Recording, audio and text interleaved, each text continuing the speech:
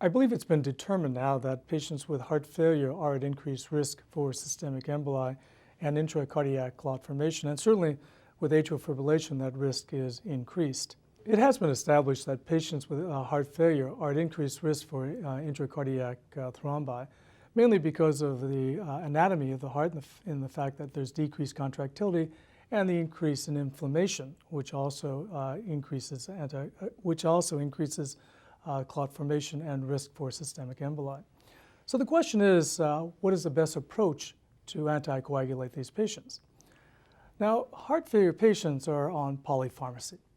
They're on beta blockers, ACE inhibitors, aldosterone antagonists, diuretics, and even drugs such as fish oil and other vitamins, which may help them as well.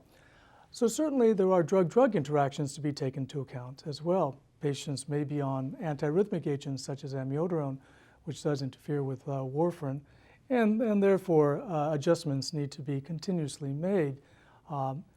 In that situation, I believe that many of our patients are not actually being therapeutically anticoagulated in a majority period of time, and certainly studies have demonstrated that as well. When you talk about polypharmacy, heart failure patients and physicians are really looking for simplicity. And that drug may be dabigatran. In more recent clinical trials, it's been shown to be effective as Coumadin, and decreasing major hemorrhage. And of course, this is of great importance to our heart failure patients.